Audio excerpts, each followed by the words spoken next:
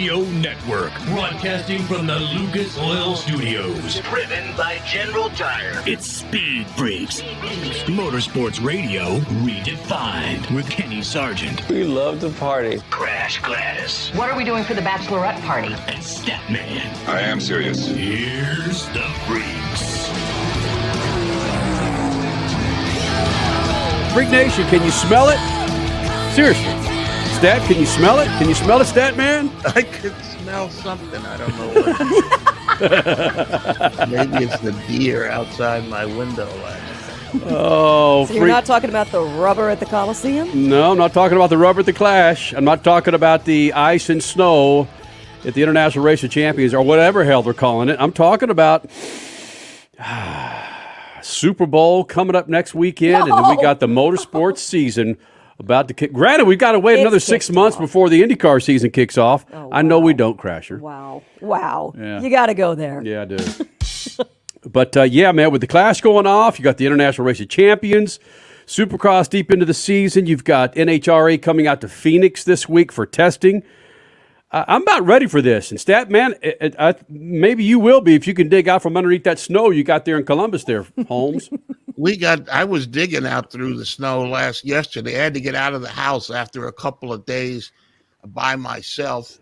And I'm creeping along on the roadway. I found myself going 35 on the freeway because if I went 40, the car started creeping sideways and I got all-wheel drive. So, I was. So essentially, what you're saying is you would not be a candidate for Team USA and the Rock Sweden Race of Champions. Oh, I might be an excellent candidate because I might have more snow and ice experience than they did when Jimmie Johnson and Colton Herta blew away some of the best guys in the world.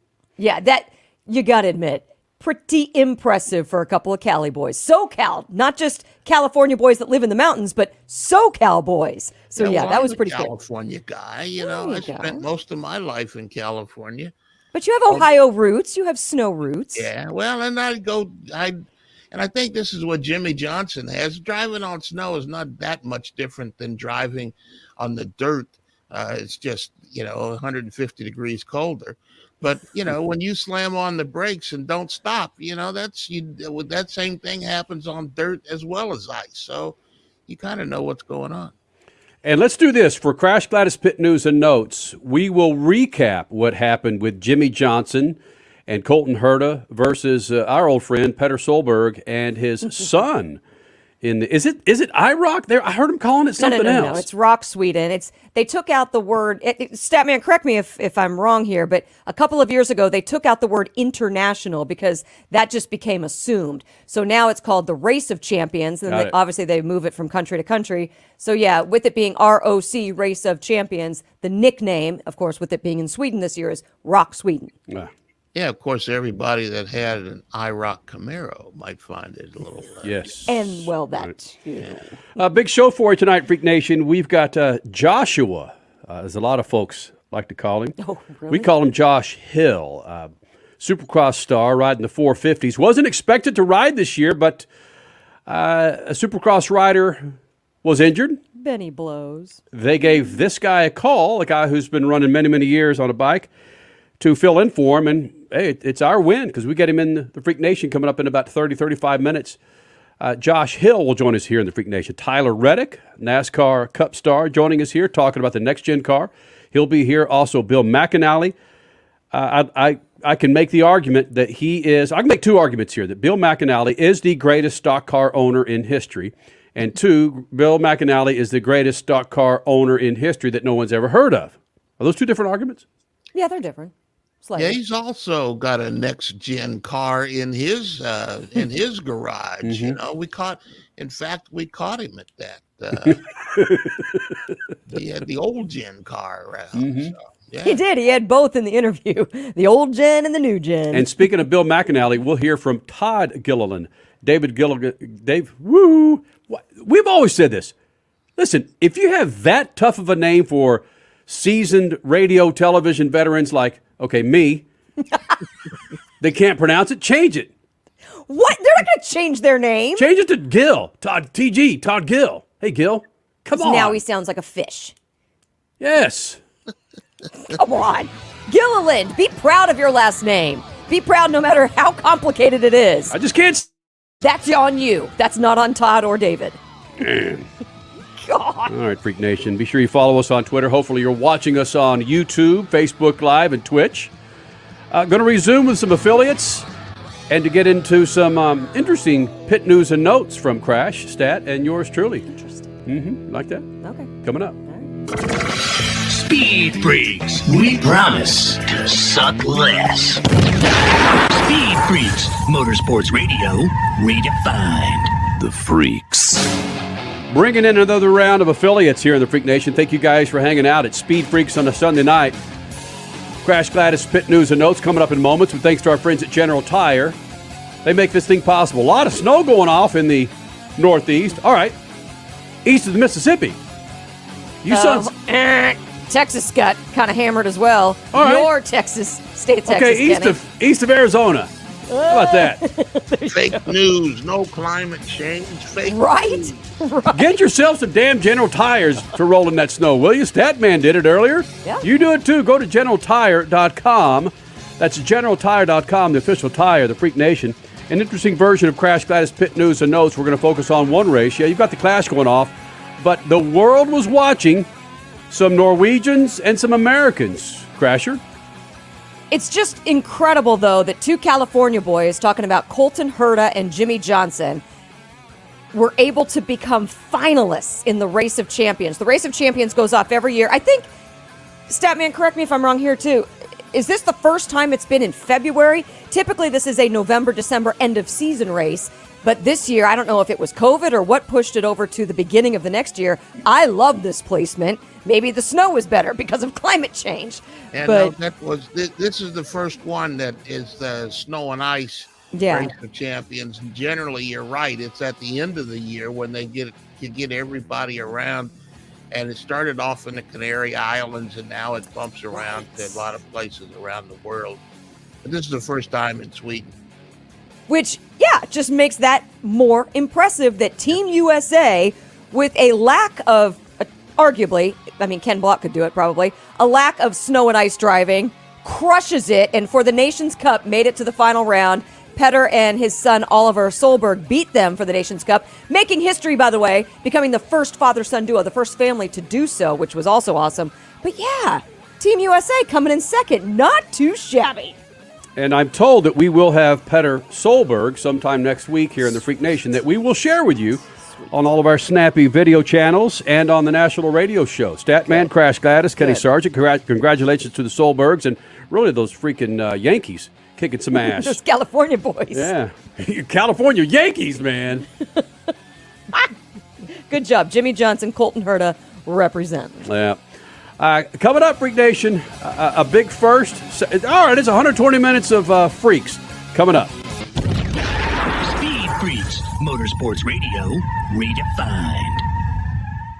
Hey, Freak Nation, whether you're looking for a tire that balances high-performance responsiveness and traction in wet and light snow conditions, excellent handling and traction in off-road situations, or a summer performance tire designed with the driving enthusiast in mind, General Tire has you covered. From the G-Max RS to the Grabber ATX, no matter what you drive, General Tire will get you where you're going. Learn more at GeneralTire.com. General Tire, supporting the Freak Nation for 2 decades. How about this, Freak Nation? No matter how big your car or truck is, nothing in your engine takes more abuse than its oil. But with Lucas Heavy Duty Oil Stabilizer, your engine oil will last longer to do the job it was designed to do. Protect your engine and offer peak performance. Lucas Oil Heavy Duty Stabilizer, it eliminates dry starts, lowers engine temperatures, and prolongs the life of your oil up to 50%. Hey man, don't let your engine be caught dead without the protection and performance of Lucas Heavy Duty Oil Stabilizer. That's right, keep that engine alive with Lucas Oil. Now you can get generic Viagra shipped to your door for about $2 a pill. Get the same impact for less. Call Steelman Pills now and get the same blue pill for about $2 a pill. Call now for the 50-pill special and save even more. Plus, get a free bonus.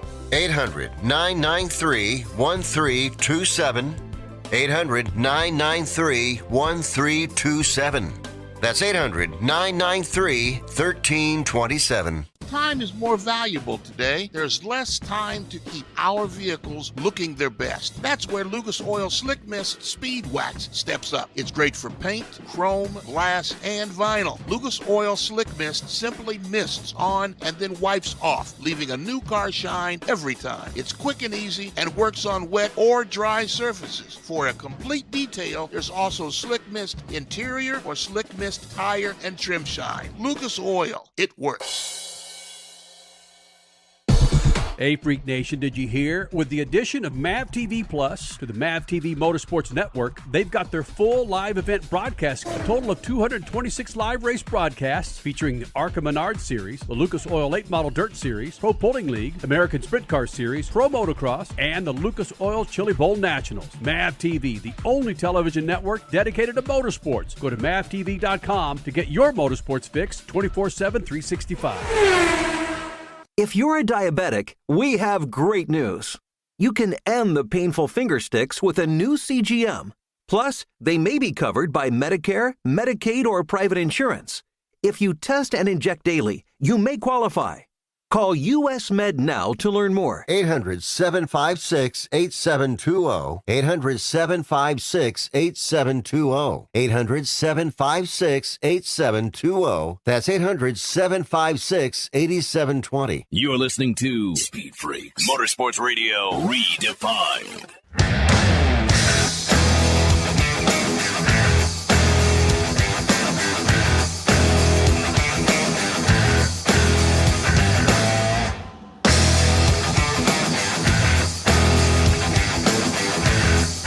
I can't say it enough, Freak Nation. 22, almost 22 years of doing this. June 25th, 2000. June 25th, 2022, it'll be 22 years of doing Speed Freaks. From the Lucas Oil Studios, by the way. Wow. Statman, the greatest number 22 in football for you was?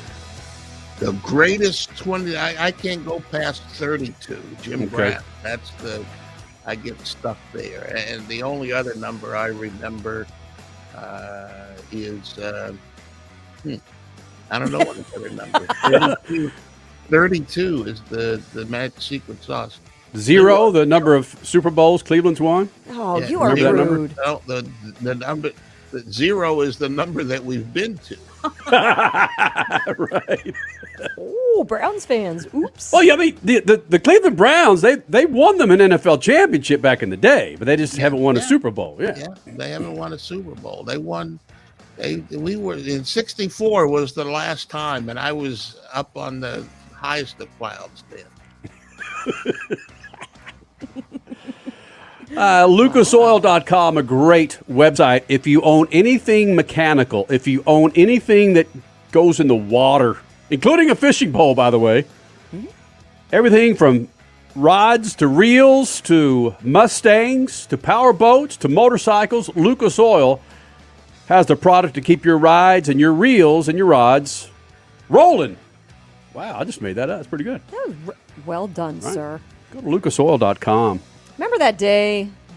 I think it was at Indianapolis Motor Speedway, May. Since we're talking about the 22 years of Speed Freaks, coincidentally. Statman, you washed your hands in Lucas Oil. Yeah. I mean, it could be used for anything. Yeah, hey, you forget some of that stuff, but it'll clean your engine as well as your hands. But we don't recommend washing your hands. That's only for the special people.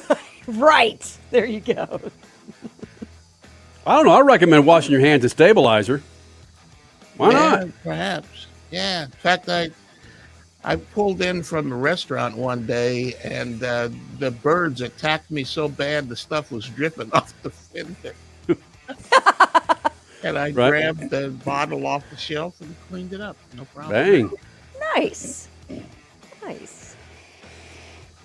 Oh, well, I could go into Lucas Oil Stabilizer might, it's a cure for Omicron. I'm joking. Oh, No, it's stop not. it. It's not. I promise it's not. It's not. I think. Okay, hey, Freak Nation, listen, we got us a motorsports season about to kick off. You had the Clash, you had the Race of Champions today. We're smack dab in the middle of the Supercross season. NHRA is testing in Phoenix this week. IndyCar starts off end of February. NASCAR in 2 weeks. Super Bowl next weekend. What are you looking most forward to for the 2022? That's a weak topic. I get it, but there's so many cool things happening for the 2022 season that I thought we'd touch on that for the next 5 or 6 minutes on what are we looking most forward to for the 2022 season. Is the go-to the next gen car? Is that it because of what all is based on the success of this car, or? No, because I essentially go back to why we created this show in the first place, to talk about the personalities of the drivers in the cockpit. I mean, yes, cars are fantastic, and I love every technological aspect of them, but that's not the sexy part of motorsports to me. The sexy part is getting to know who these guys are, what makes them tick. So, no, I'm either going to go with Tony Stewart moving over to drag racing. Okay, that's my 1B. My 1A is Jimmie Johnson racing the Indy 500. I freaking cannot wait to see him muscle that massive oval in an Indy car. So that's what I'm looking most forward to. Good call.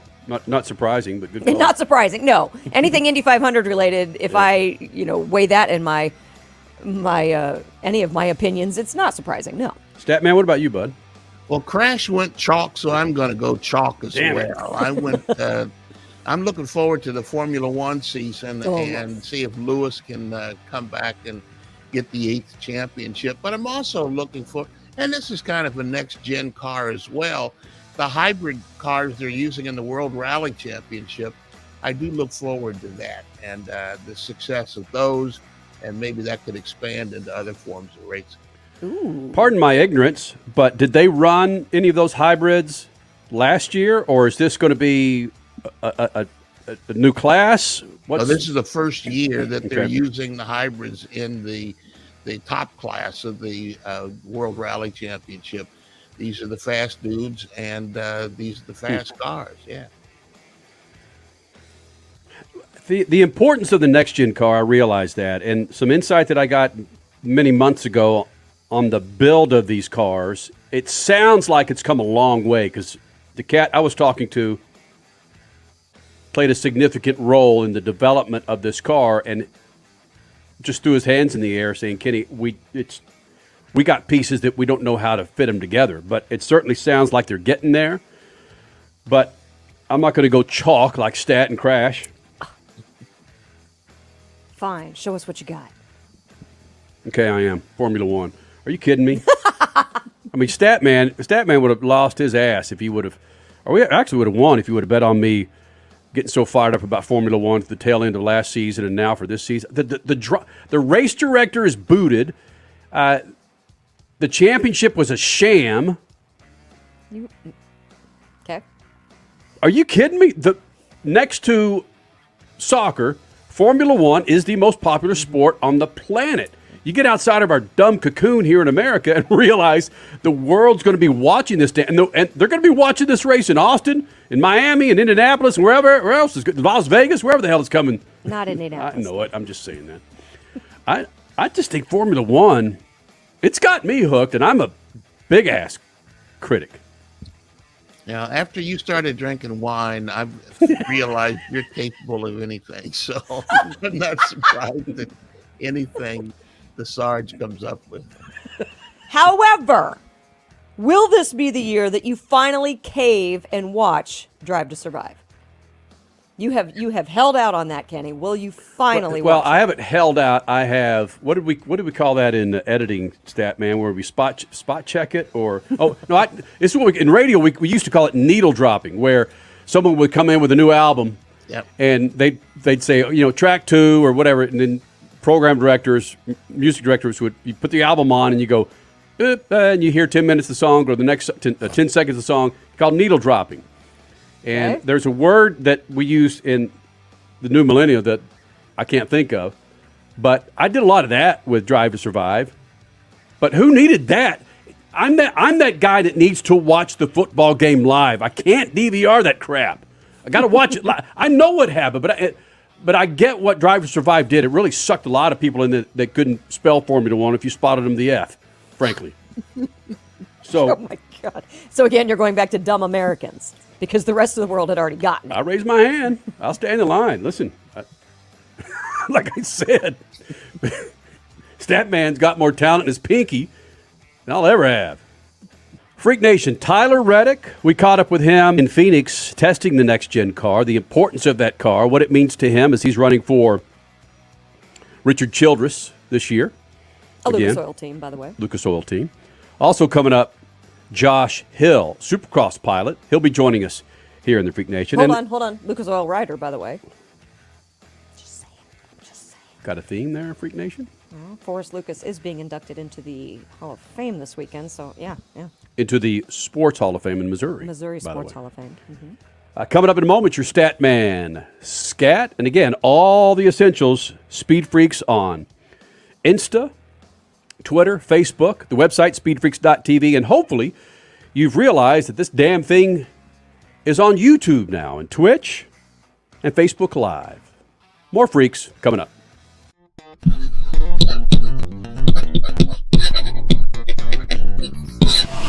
Now, I've been super critical of NASCAR in the past, but now some things are happening that deserve some positive attention. That includes the race at the Coliseum this weekend, the Busch Light Clash. We're told that 70% of the tickets were bought by people who've never been to a NASCAR event. Now, some of those people might be there for the Ice Cube concert, but they saw a NASCAR race in addition. And selling tickets is a good thing for any entertainment producer doing anything. And in Virginia, students at Virginia State University are getting a chance to work behind the scenes in the NASCAR industry. These students from an historically black university outside Richmond are working as interns in NASCAR programming. They're learning about jobs that aren't behind the wheel or fixing wheels. They're learning NASCAR's management piece. Maybe NASCAR is doing more than banning Confederate flags at the track. Now, if they could only manage to have fewer and shorter races. Peace. Speed Freaks, Motorsports Radio, redefined.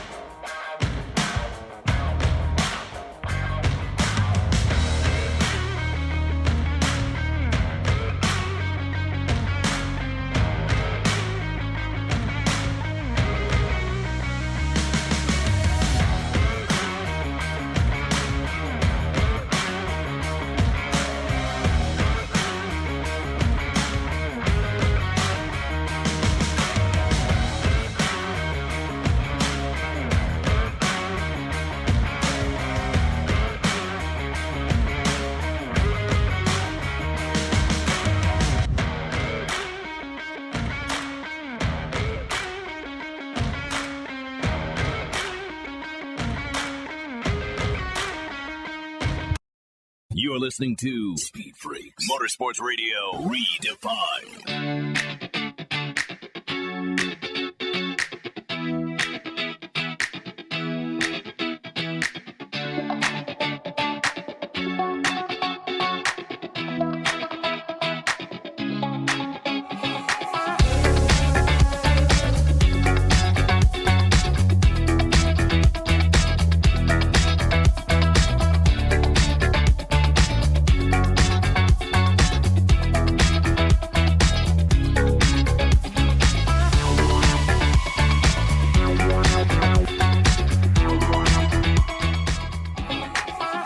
Freak Nation, go to lucasoil.com. That's lucasoil.com to check out the products to keep your rides on the road.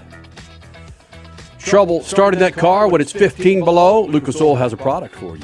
Go to lucasoil.com. That's lucasoil.com. We caught up with, speaking of Lucas Oil, we caught up with RCR pilot Tyler Reddick. He was out in Phoenix testing the next gen car. The importance of this car, we talk about it. This guy's fired up, man.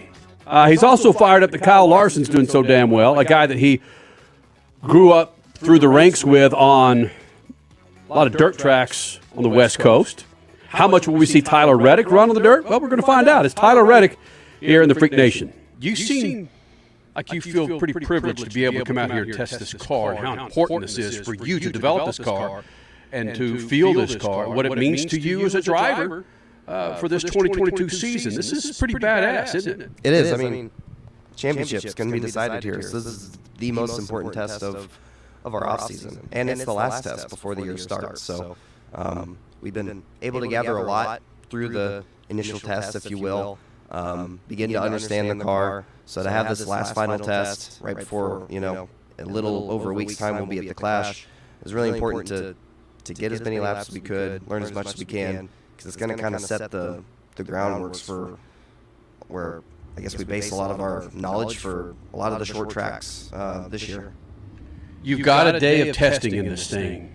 Where are you now on the familiarity ranking from 1 to 10? 10 being you're so damn familiar with this car, 1 being I still can't grasp it. Where are you? I definitely felt like I was at a 1 for the first couple hours in this thing. We had some challenges along the way, so I feel like, when we come back, I think we'll truly have the capability of being 10. I think where we're at, we're right about an 8. Still not a good number for me. That wasn't planned. But we're in a pretty good spot with it. We were really happy with where we ended the test. The pace was good. Good understanding for some adjustments that we will have at our disposal when we come and race adjustments. So in a good place, but it's been very interesting. I feel like, especially with this car, every track, it's almost like kind of starting over with the next-gen car. You build a familiarity with the Gen 6 and the previous cars and kind of know what it feels like. But this car truly, really reacts to every little thing that you input into it, and that includes the track as well. So every track, I think, especially to start, is going to feel vastly different from the other. By the way, these mics pick up our voices pretty damn good. So if it just looks like I'm talking, it's go. Real quick before Crasher gets into something, we talked last year, or actually I think the tail end of last year, where the best driver not to win a race, and it was you. So many people talked about Tyler was so close, and you were so close. You had numerous top 10s. When does the light come on? Like, I'm going to win this damn thing. Or did it come on going, I've got to win this thing last year? Or are you even there yet? No, the opportunity's been there. We've had moments, the pay window's opened, if you will. As dirt racers would say, it's time to go get it, and we just haven't gotten it, unfortunately. There's a lot of races there at the end of the year where, in position in stage 3, right where we need to be, just make a mistake, make the wrong call. Then we've had some races where we really tried to give it away as best as we could, and at the end of the race we're still up there, and then, well, we do give it away. But I mean, to have that speed on a consistent basis, to be able to be running around the top 10, you can creep your way into the top 5, those type of days, throughout the year really helped us get closer and closer to that. We came to some really good tracks at the end of the year for us. Once we were knocked out of the playoffs there, the final month and a half stretch, that were going to be good for us. We just unfortunately didn't survive, our lull in the playoffs to make it to that round in the playoffs. So it was good for us, but we certainly just need to keep working. It's nice to see those type of results, that type of pace, but everyone else is working really hard. And we got a brand new race car now, so it's all kind of like hitting the reset button. But thankfully for us, I feel like we kind of had to come from behind just to catch up, just to compete with some of those guys last year. We were able to do that easy, so that's exciting when you think about that and what we have in front of us. You've already gotten 2022 is a massive restart button, whatever you want to call it. But how much of last year's mental mind games are you able to take away from that? Because, yeah, it's a new car. You've already got an advantage with all the testing you've had in this car. But of those lessons that you learned mentally last year, how much of that is going to translate for you? Racetrack. I wouldn't say necessarily the on-track might be. That's all experience. Translate as much. It's going to make you stronger and better for the next time. That's something. Just not really playing, going through the motions and learning and overcoming adversity on the racetrack or whatever the situation might be. That's all experience. That's going to make you stronger and better for the next time that something not really planned comes your way. But the way this car races on the racetrack, you kind of just got to start from scratch, go back to the basics, or when you race, racing around others, I should say, learn as much as you can, and just try and have an open mind about it. Because I think probably the worst thing you can do is just get ahead of yourself, dirt days, whether it's dirt open wheel or dirt late models, to this car, or anything the way it races, anything the way that you feel behind the wheel that can translate. I mean, it's going to be a learning curve the whole year, honestly. But the more you learn, the more you absorb, the better you're going to be. That's the way I think this car is going to forever to start. And with this car, is there anything that can translate from your dirt days, whether it's dirt open wheel or dirt late models, to this car, or anything the way it races, anything the way that you feel behind the wheel that can translate? I guess the only thing I can think of is just the difference in steering. We ran steering boxes on stock cars forever, and with this car, going to a steering rack, you want to, that keep an open mind about what that rack is like. I guess all the information that you can through the particular. It's a. But other than that, it's good to have those experiences, like this, understand what it takes to adapt to drive a late model, adapt drive a midget or other something like that. But racing, but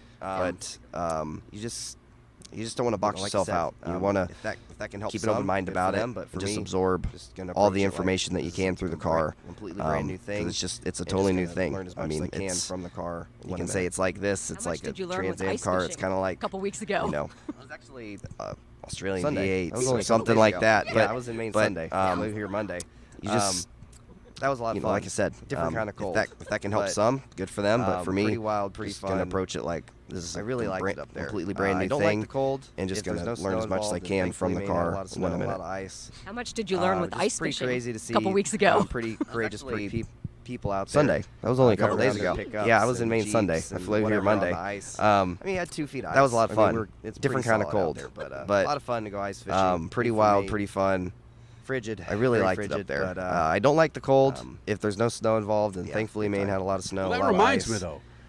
Just pretty crazy to see pretty courageous people out there driving around their pickups, a lot of drivers Jeeps would drive and whatever on the ice. They wanted to. I mean, you had 2 feet ice. I mean, it's pretty solid out there. No, but a lot of fun to go ice fishing. But now it seems like it's reverted back to the old days where very frigid. But Chase Elliott, of course, Kyle Larson, and other drivers going to go out there and run.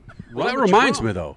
And Richard Childress, he's old school. How much are you going to be involved? When we started SpeedFreaks 20-plus years ago, it was some other series. A lot of drivers would drive whatever they wanted to. Then it came to you guys are making so much cake. Yeah, we'll just see where you got to stay with the Cup car, man. But now it seems like it's reverted back to the old days where whether it's Chase Elliott, of course, Kyle Larson, and other drivers going to go out there and run what you brung.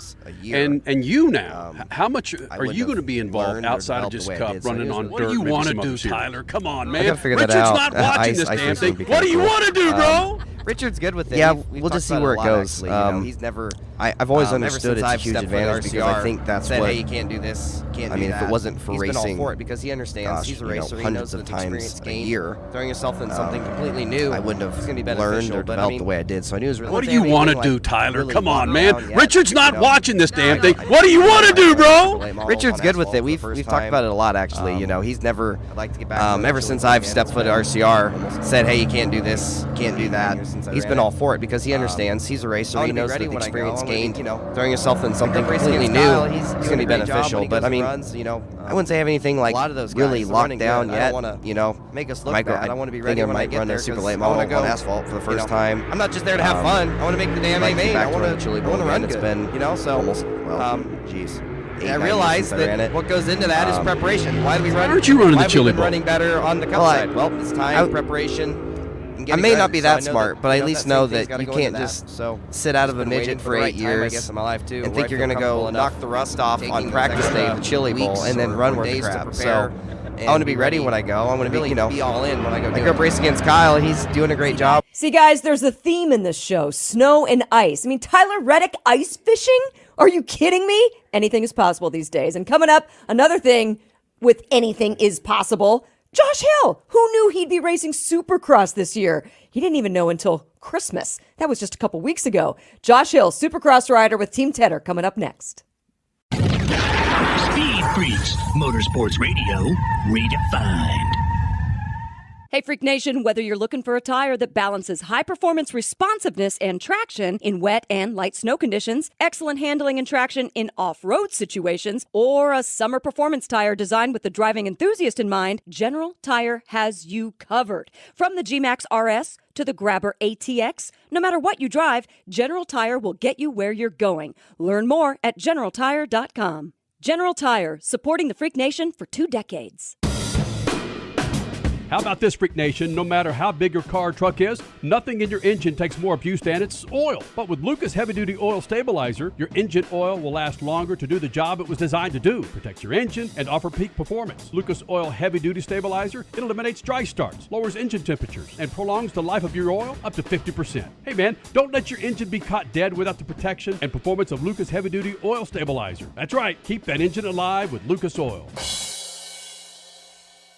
Adopt US Kids presents What to Expect When You're Expecting a Teenager. Learning the lingo. GOAT, G-O-A-T, acronym, stands for Greatest of All Time. As in, spaghetti sandwiches for dinner? They're my fave. Dad, you're the GOAT. You don't have to speak teen to be a perfect parent. Thousands of teens in foster care will love you just the same. Visit adoptuskids.org. Brought to you by the U.S. Department of Health and Human Services, Adopt U.S. Kids, and the Ad Council. Transmissions are one of the most complicated and expensive components in your car or truck. Don't let leaks and low fluid make a bad situation even worse. Use Lucas Transmission Fix in your older car's transmission to stop slipping, hesitation, and rough shifting. Lucas Transmission Fix was specially formulated to make your automatic transmission perform like new, and it actually eliminates most leaks. It also works on light-duty manual transmissions to increase shifting ease and transmission life. Shift your problem to Lucas Transmission Fix. Lucas Oil. It works.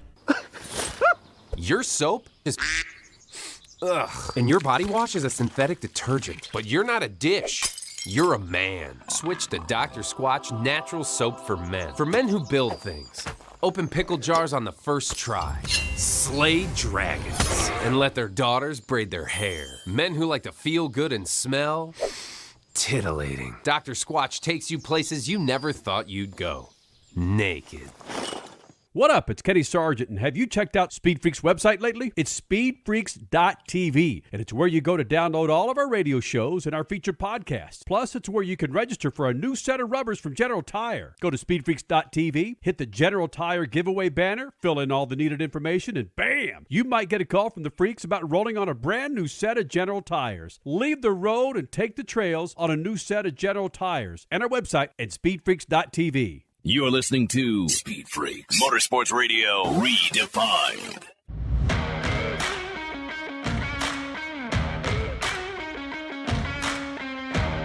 You're back with the Freaks in the Lucas Oil Studios. Been doing this for 20 years, Freak Nation, and it's. I say we're back with Josh Hill, and I would have been if I was a betting man, I would have lost that bet. If I said come February, I'd be sitting in the Freak Nation with Josh Hill in 2022 that Josh Hill would be back in the Freak. Probably Josh thought the same damn thing as he's out there trying to retire and do all kinds of other crazy crap.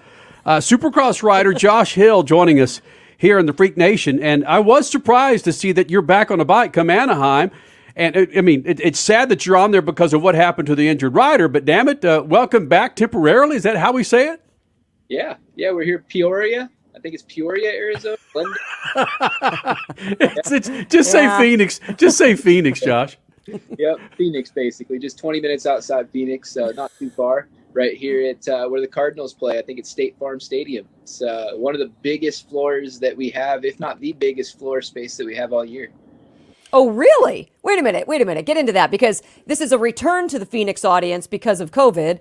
But what do you mean by the biggest floor? So you've got a larger track, maybe some larger straightaways here, even versus a Daytona? Well, I guess it would definitely be the largest dome stadium floor that we ride in. Got it. So here, it's a bigger floor space than pretty much any other place I've seen. And then also the floor actually retracts outside. The actual turf that the Cardinals play on retracts out the back. So there's still a field, but it's outside the stadium right now. And then we actually, our starting gate comes from one end to the other, and the track actually goes underneath the like where the spectators are. We go underneath the building. So it's a pretty unique track. That's badass. That reminds me of some of the old, not Monster Energy Cups, but some of the finales in Vegas that we've been to over the years. That's awesome. Yeah, it's similar to that, but we're not going outside the building, we're going underneath the building. Ah, okay. Josh, share with the Freak Nation, Josh Hill, Supercross pilot, riding the 450s in the Supercross series. Share with the Freak Nation how you came about this ride. Where were you when they made the call saying, buddy, we need you back on the bike?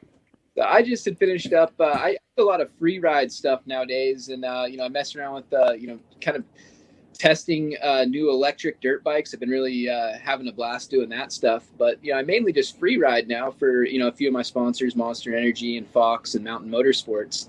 And I just finished up this project that I was doing, and went home and thought, man, I've got now I've got some time to breathe. I probably got a good month of downtime, and I went and flew home to visit my family in Oregon for Christmas. And the day I got there, I get a random phone call from Dakota Tedder, and been friends for a long time, and told me that Benny unfortunately had gotten hurt, and just said, hey, would you want to race? And I thought about it for about 30 seconds, and I was like, well, I've never really ridden a KTM, so why don't I, day after Christmas, I'll come down there and go give it a test ride, and you guys see where I'm at, and I see how I like the bike. And yeah, things just took off from there. Basically first couple of days on the bike went good, and we're here. Showed up at Anaheim with about a week of preparation.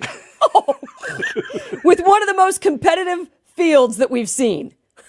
Yeah, it definitely is that. So, just the fact that I've been able to make, 3 out of the, I missed the main event at Anaheim. I had a crash in the qualifying when I was running up front, and, didn't make the main there, but I've made everyone since. So I'm pretty happy with that.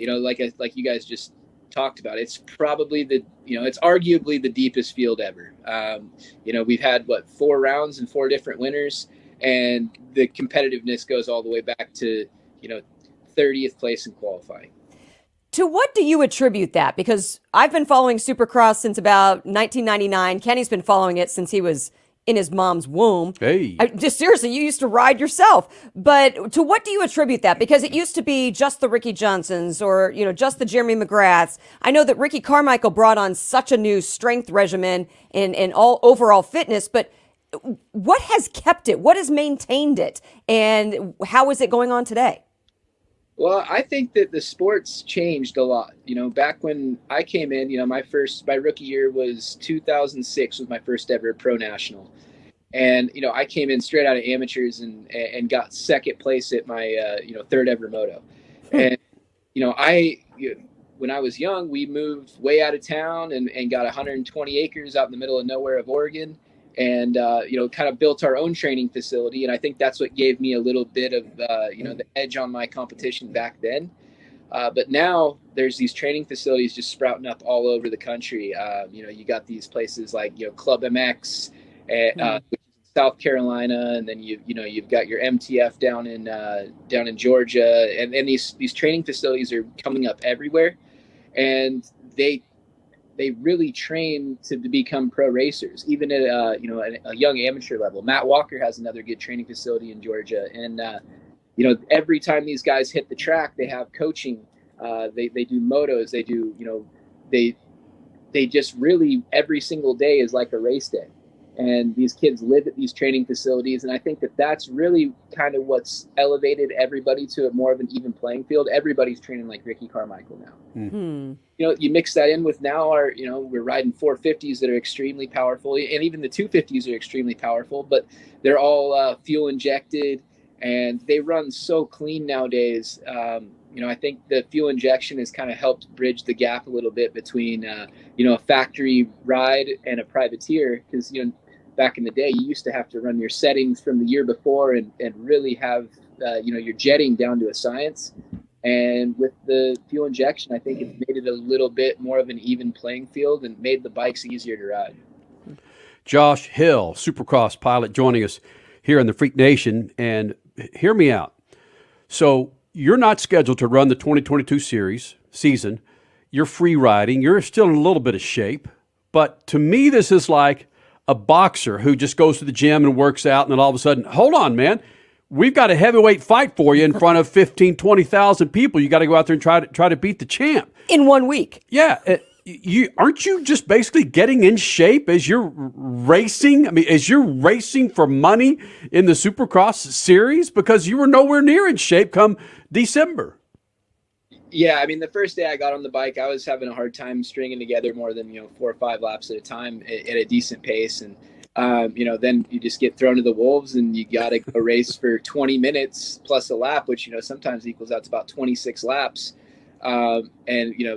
It definitely, it was a little bit of a shock, the first couple of weekends, but I've just, we race on the weekend and then I come back and the guys here at, Monster Energy, Lucas Oil, Team Tedder Racing, like they have a whole team of guys around me to go to the track and, make sure I have good equipment to train on and then, do my off the bike stuff during the week. And I'm pretty happy with my progress. Like I'm feeling more and more like a racer out there instead of just relying on my talent to get me over the obstacles and get me into the main. I feel like I'm starting to bring some intensity back into it. And that's nice. Has there been any back and forth between you and your brother, Justin? Yeah, unfortunately, Justin took a year off last year. Just something, things didn't work out with him and the team that he was on, and it was the last minute. And Justin thought he was going to have a change in career and actually became a sheriff's deputy in the county that we grew up in.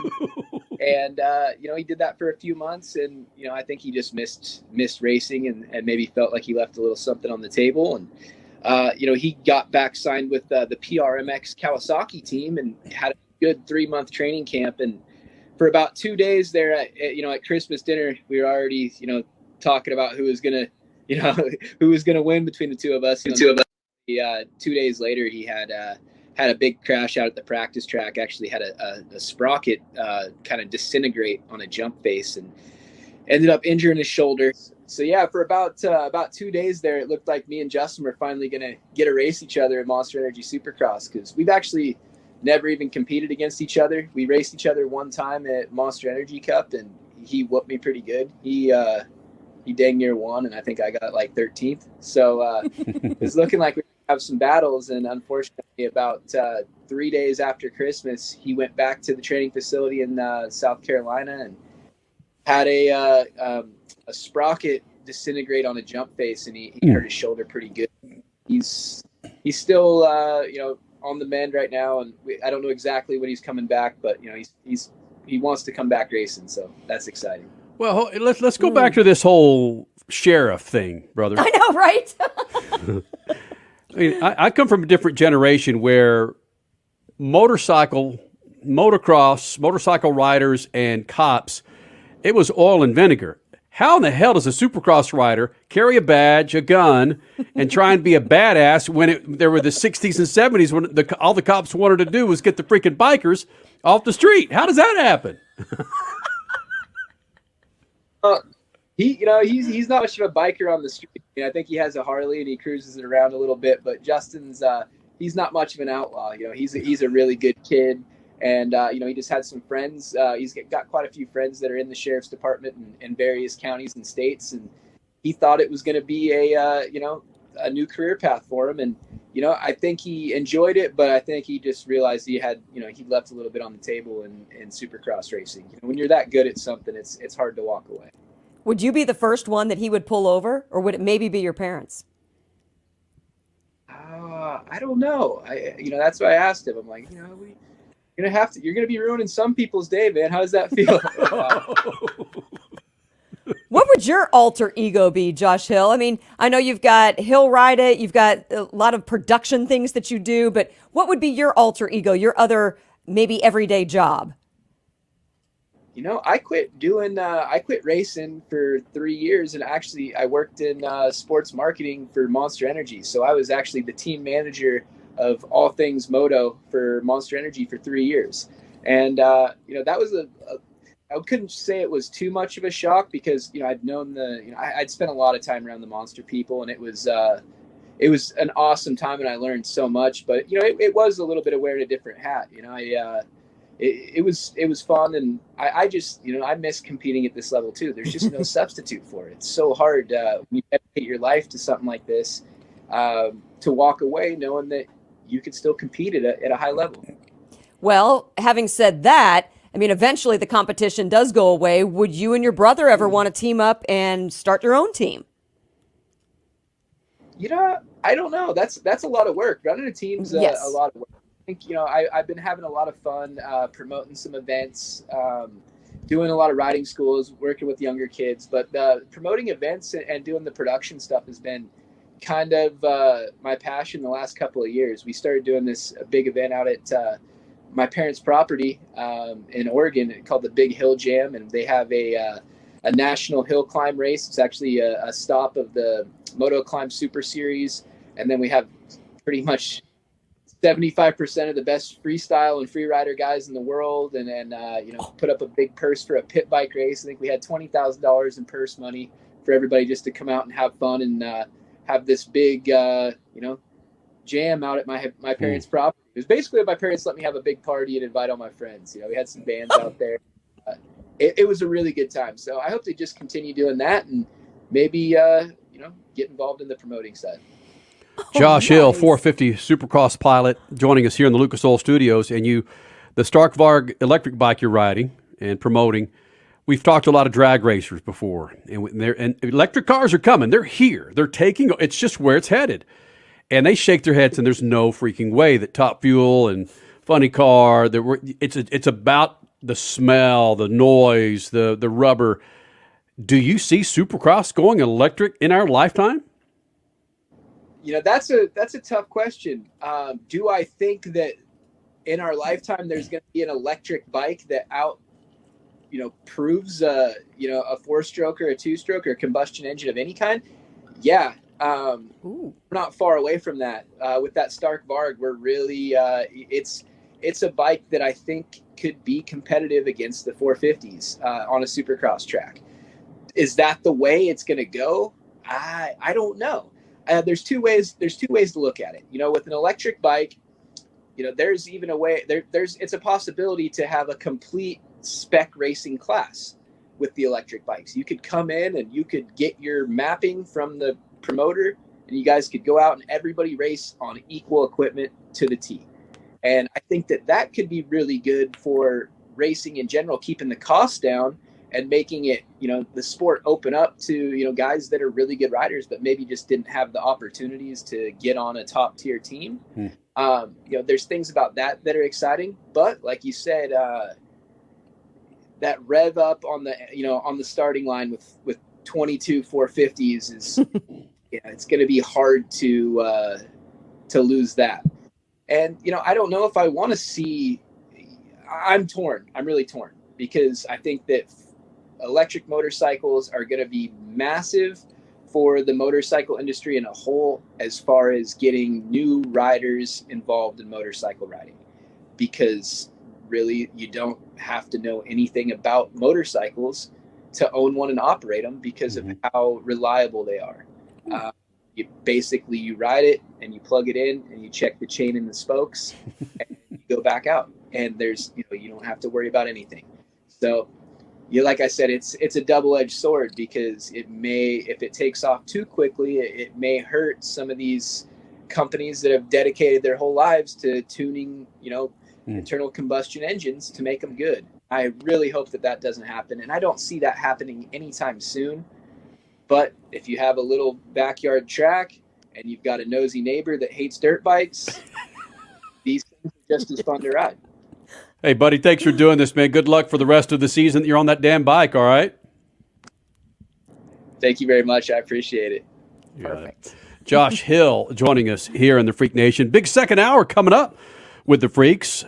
The greatest stock car owner in history that you may not have heard of, but you've certainly heard of his drivers. Bill McAnally. He joins us in the second hour. Coming up, Lucas Oil Studios, SpeedFreaks Pits.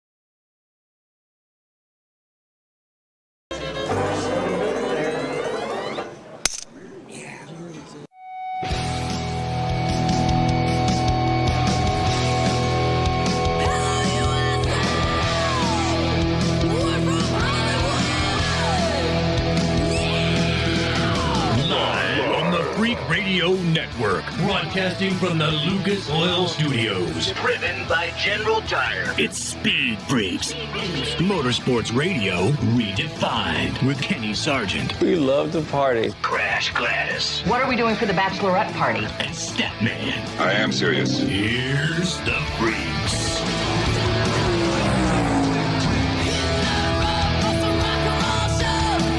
Freak Nation, I'm looking forward to this hour, and I'll tell you why. we've got a stock car owner that the majority of stock car fans have never heard of, but you certainly know the drivers that he's groomed. Bill McAnally will be joining us here in the Freak Nation. Kerry Earnhardt, Sarah Fisher, Travis Pastrana, Eric Holmes, Brendan Gaughan, Haley Deegan, Michael Waltrip, Cole Custer, Todd Gilliland. All of those cats had something to do with Bill McAnally, and we've got him coming up here in the Freak Nation. Wait. You just said a name that I did not realize. Michael Waltrip? Yep. Wow. Remember Michael Waltrip was also a Napa driver? Michael Waltrip would come to Irwindale Speedway and run in, what was it, with the K&N West Series at the time? With Bill McAnally? Yeah. Whoa. They will also know this kid Austin, whose second name escapes me right now, especially the women will know Austin as the season progresses. Always driver this year. They'll be following him all through the pits. And this is where I make my argument for this guy. And just stick around for this interview, man. Bill McAnally, he's an original freak here in the Freak Nation. I think Statman and I, at least I know I met him before we started SpeedFreaks, which again, SpeedFreaks is almost 22 years old. When he was actually driving, I think at the time. He's the only owner in NASCAR history to have 8 championships at the Touring Series level of NASCAR. Wow. Well, there you go. That makes your argument right there. Say what you will. Well, it's not Cup. It's not Xfinity. Competition's still the same. Yeah. I mean, together, the three of us have been to numerous dirt tracks and local tracks where to know that someone dominates a series in a region that much, you just don't find it. No. By the way, Austin Herzog. That's it, yeah. There you go. So, Bill McAnally this hour. Also, we're going to hear, speaking of one of his drivers, Todd Gilliland. He was in Phoenix for the Next Gen test. We'll have some time with him coming up this hour. The website, speedfreaks.tv. And, of course, you follow us on Twitter, Instagram. We're all there for you, man. And hopefully you're watching and listening on YouTube. If you're not, maybe you're on Sirius XM or, of course, on one of the radio stations across the country that carry the Freak Nation. Or if you've downloaded the podcast for the Freaks, thank you for listening. Which, by the way, I should cut this video clip because I find it every now and then when I'm trying to get some Flashback Fridays or Throwback Thursday video for Speed Freaks. There was a clip of us doing one of our ESPN TV shows, or I think it was ESPN at the time, or was it Speed, at SEMA. Okay. And I referenced podcast. That was in 2004. Oh, wow. And I would like to claim that I made that up. I didn't. I wouldn't. I'm not that smart. But where did I find that word? 18 years ago, right? Well, it essentially came from the iPod, right? Yes. Somebody with Apple came up with the term. So if you're on your iPod at the time and you're listening to music, and then talk kind of moved its way into that realm, and it became a podcast because you're casting on your iPod. That's there you go. Essentially how it began. And Statman, you've been, again, responsible for our digital uploads for decades. Did you see the popularity of podcasting anywhere close to where it is now? No, because I'm still sitting in this seat in my office. And if I'd have seen it coming, I'd be sitting at a much higher seat in a larger office with a staff of people around me doing the work that I do. Shouting commands at them. Yeah, right. You go here, you go there. Exactly. I was trying to reach back in my drawer, in my desk drawer here. So I found, at least when in the last move from Southern California, I found an old iPod. Can you believe it? I found my old iPod. One of those thick ones? No, well, I got the thick one somewhere, but this was one of the little ones before they came out with the iPhone. In fact, when I went to trade in to get a new iPod, the guy said, "Hey, hold on to that. They're coming out with something different." And he gave you the heads up? Yeah. And didn't try to sell you on it? Ooh. No, he gave me the heads up and said, keep that And when this next generation, whatever it is, comes out, you're going to be happy that you kept the old one. Speed Freaks, we promise to suck less. Speed Freaks, Motorsports Radio, redefined. The Freaks. Bringing in more affiliates here in the Freak Nation. Thank you guys for hanging out. Speed Freaks on a Sunday night. This hour, Todd Gilliland, NASCAR Cup pilot, talking about the next-gen car. He'll join us. And Bill McAnally, one of the greatest stock car owners that you've never heard of, will be joining us this hour. Crash Gladys, Pit News and Notes, brought to you by our good friends at General Tire. Go to GeneralTire.com. Check out the tire for your righteous ride. A lot of folks still socked in their home, anxiously awaiting to get back out in that car Monday morning. Why don't you make a detour to your Discount Tire, Big O Tire, Tire Pro, and grab yourself some new General Tires and just prove me right. General Tire on snow and ice, badasses. GeneralTire.com. Crasher, congratulations, frankly, to Jimmie Johnson and Colton Herta for putting up with the Norwegians.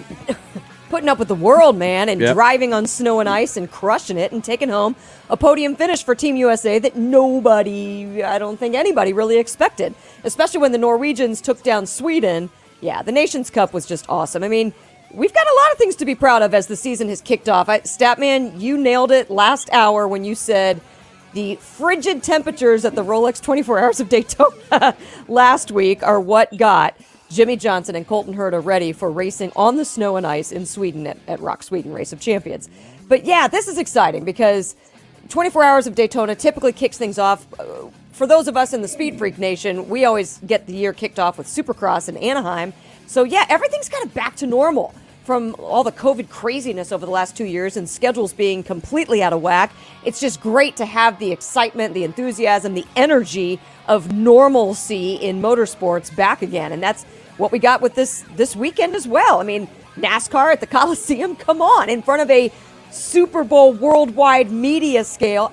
It was just, say what you will about the race, about the weekend, it was absolutely epic of NASCAR to step outside their box and do something in front of a different audience and a different media group. Just amazing. So yeah, here we are. Now Daytona's upon us. Bam! I'm excited. All right, Freak Nation. As I mentioned, Bill McAnally coming up here in the Freak Nation. Todd Gilliland, NASCAR Cup star, who was testing the next-gen car out in Phoenix. He'll be joining us. Be sure you stick around for this big old thing coming up from the Lucas Oil Studios. Speed Freaks, Motorsports Radio, redefined. Hey, Freak Nation, whether you're looking for a tire that balances high-performance responsiveness and traction in wet and light snow conditions, excellent handling and traction in off-road situations, or a summer performance tire designed with the driving enthusiast in mind, General Tire has you covered. From the G-Max RS to the Grabber ATX, no matter what you drive, General Tire will get you where you're going. Learn more at GeneralTire.com.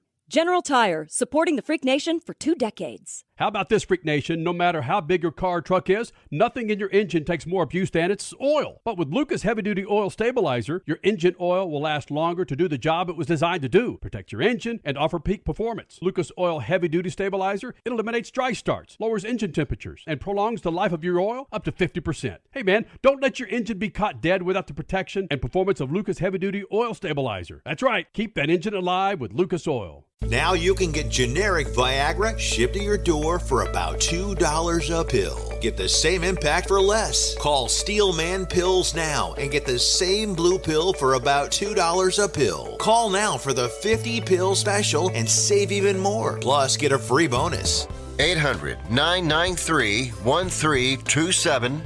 800-993-1327.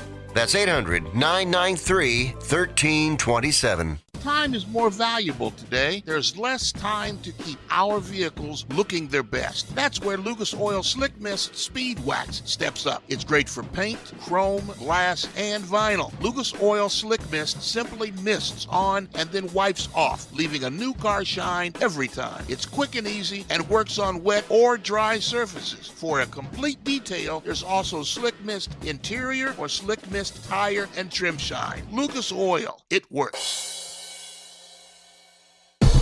Hey, Freak Nation, did you hear? With the addition of MAV TV Plus to the MAV TV Motorsports Network, they've got their full live event broadcast, a total of 226 live race broadcasts featuring the ARCA Menard Series, the Lucas Oil Late Model Dirt Series, Pro Pulling League, American Sprint Car Series, Pro Motocross, and the Lucas Oil Chili Bowl Nationals. MAV TV, the only television network dedicated to motorsports. Go to mavtv.com to get your motorsports fix 24/7, 365.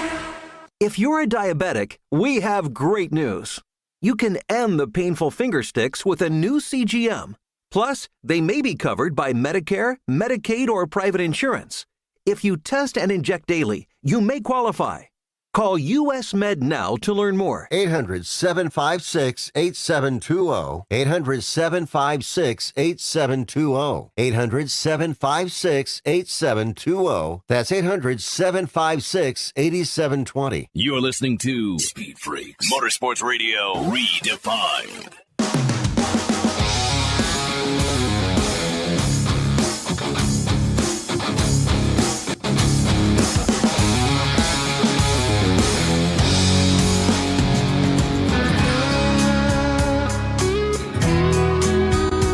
When you're up late at night, you need to find some things to read on your snappy phone. You know, do exactly what all the doctors say not to do. Put a screen in front of you at 2 o'clock in the morning. Get your brain going again. Unlike Crash. Jesus. I use that to get to sleep. If I play euchre, I will fall asleep. I just get me my euchre game and then. Euchre? Euchre. I haven't heard that. I haven't heard that since I was a kid. Right? Euchre. Big old Midwest game. Okay. Anybody listening in Indiana, Ohio, Illinois, Crasher. Michigan, they know. Okay, fine. I did My point was, go to lucasoil.com. Go through their website and learn a few things on what the product that you need to keep your ride on the road, inside your engine, outside your engine. Exactly. Right? Play euchre or go to lucasoil.com. You want to still keep that new car smell in that 67 Ford? Lucas has a product, babe. Go to lucasoil.com. That's lucasoil.com. A number of drivers, they were out in Phoenix a week and a half ago for the next gen test. And the overriding theme that I got out of it, Crasher, was they're all still trying to figure this thing out. Even Kyle Larson, to a degree, was, this guy that you put him in a tricycle and he'll win.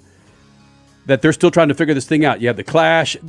The track at the Coliseum is not necessarily conducive, and it's been admitted by these drivers, to really learning this car. Right. Because it's not like any track they're going to be running. Great for the clash. I mean, a little bit of publicity, having some fun. Yeah. But Daytona is a whole different animal. You know what they didn't do? They didn't bank the turns so the cars could get up to speed and go flying off into the peristyle and land in the 15th row, so. Which is probably a good thing. Yeah. Maybe. That's still Your left up to 14-year-old granddaughter when she comes home. When she wants to go out and ride a bike or go to the mall, what do you say, baby? Watch out for the hoodlums. They're gonna Come on. They're gonna throw you up in the stands.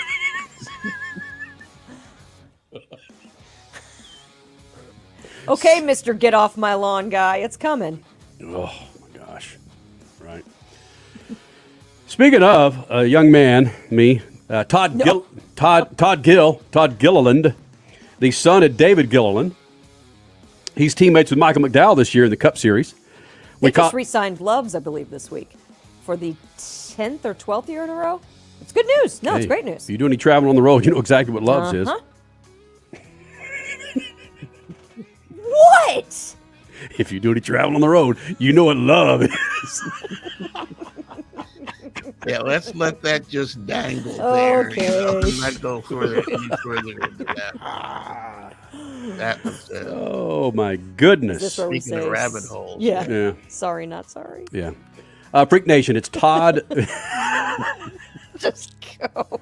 Todd Gilliland. And trying to get questions in between the passes of these cars is tough, but these cars sound a little bit louder, a little bit different, a little bit heavier than what I've heard in the past. Yeah, they really do. They're quite a bit louder inside, but from my perspective inside the racetrack, the exhaust is actually coming out both sides of the race car now instead of just the right side. So from inside, I think it's a lot louder. Hopefully from outside, that gives the fans the same sound that they've always loved. As a race car driver, well, let's just back up a second. As a guy that likes fast, loud cars, feeling that rumble under your butt does something for you. But as a big-time NASCAR Cup driver like yourself, where would you be without that rumble? What if these were electric cars? Doesn't it mean something to have that rumble under your butt? Yeah, I mean, I don't know. I've really not seen much about electric racing in general, but I mean, I love what we have. It's pretty much all I've ever done is, fire up the engine, feel the rumble when it's on, and from there it only gets louder and louder the faster you go. So, I mean, I love it. I love the sound of NASCAR, and but who knows what the future will look like. What are you expecting to learn from this test that you haven't yet heard from some of the other tests so far? Well, I think this is a really important test. I've made some laps at Daytona and Charlotte, which Charlotte was pretty much wide open. You're out of gas a little bit, and then Daytona you're wide open the whole time. So here will be really nice to get a feel for the brakes, the pressure, temperatures, all of that stuff, maybe throughout a longer run. So I'm excited. This is kind of like my first short track. So, a lot of question marks about shifting, just easing into the gas, just so many other things that, are going to be a big value to my whole team here going to the Clash. I just have to laugh. I mean, I know I'm old and I don't have very good hearing, but I can't even hear him. And he's standing right next to me, and I'm not used to that from the old cars. This is just crazy, but it is exciting at the same time. So what has Michael McDowell told you so far? I know we're so into the infancy of this still, but what have you learned from him so far? Well, I've just learned kind of, some of the Cup Series stuff from the last couple of years, that he's been really good at. They've made a lot of gains as Front Row Motorsports as a whole, and I think he's been a big part of that. So I'm really excited about that. But then on the other side of it, it's been really cool that me and him have been able to learn this car together, kind of, in a way, We've been at all these tests. I've been trying to pick his brain, every time possible, and I think it's just kind of a cooler relationship. Hopefully we can help each other, but I'm sure there's going to be a lot more of him helping me than me helping him. But let's be honest, Todd. You got your old man. You got Michael McDowell. Don't you listen more to McDowell than your old man? That's funny. I actually have a really good relationship with my dad. He's always helped me so much. So I actually listen to my dad probably more than most sons, maybe. But it's just always been really fun. This is what we do together, and gives us something to talk about for sure. And that's when the crew chief comes in and says, "No, you listen to me more than anyone else, right?" Yeah, it is tough sometimes. I mean, as a young driver, there's so many different voices in your head. You kind of have to pick which one to take it at each time. But I think it's all a positive. If you have more people telling you good things, it's always going to be a good thing. Oh yeah. That's the first time I'm hearing that interview, because I heard nothing when we were right there standing next to each other. Like I said, that was, oh wow. You're professional, Crash. That was a little embarrassing because, yeah, I remember you put the mic in my face and I'm like, what did he just say? I like to go off of what people just said. And I'm like, what? I didn't hear him. But another thing to take away from that interview, I like that mic flag. I think we're going to be helping out the St. Louis track a couple times this year. Statman, WWT Raceway has asked the Freak Nation to assist in some of their social media and promote their races coming up. What do you think about that? That's Hall of Fame spectacular. Wow. Right? Way to go. Way to go. I saw that mic flag and I said, I'm trying to think, is there anybody else that has anything that looks like that? And certainly not Phoenix, but yeah, the guy that is he still at St. Louis? The guy that used to be at Las Vegas? Oh yeah, Chris Blair. He's a big fan of the Freaks. Yep. Yeah, he's always helped me whenever I've called him. Hey, Statman, how you doing? He's good people.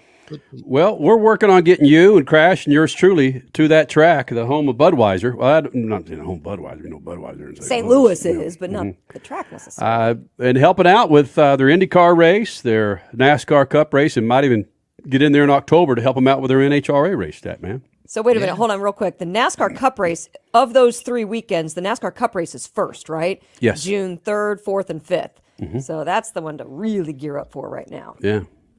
Yeah, that St. Louis is the home of the Ringmaster. Right.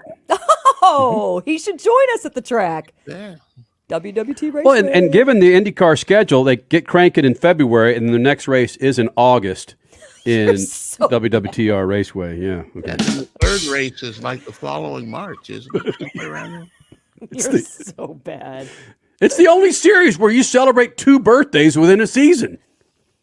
Because the season is that long and spread out and has enough gaps. Listen, Got it. we love IndyCar. We just what I see, Crasher, with their first 4 races are like within 3 months. What was it? Just something crazy?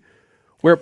Okay, end of February, and then middle of March, and then end of March. Yeah, do they just have one in April?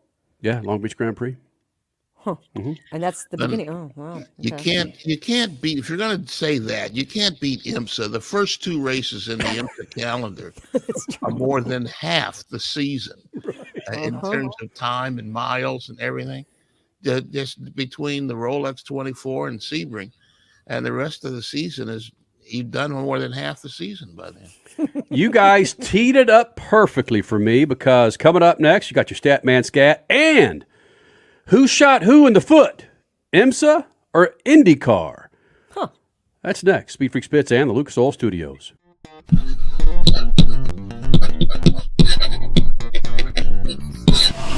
Now, I've been super critical of NASCAR in the past, but now some things are happening that deserve some positive attention.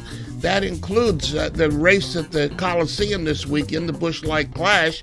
We're told that 70% of the tickets were bought by people who've never been to a NASCAR event. Now, some of those people might be there for the Ice Cube concert, but they saw a NASCAR race in addition. And selling tickets is a good thing for any entertainment producer doing anything. And in Virginia, students at Virginia State University are getting a chance to work behind the scenes in the NASCAR industry. These students from an historically black university outside Richmond are working as interns in NASCAR programming. They're learning about jobs that aren't behind the wheel or fixing wheels. They're learning NASCAR's management piece. Maybe NASCAR is doing more than banning Confederate flags at the track.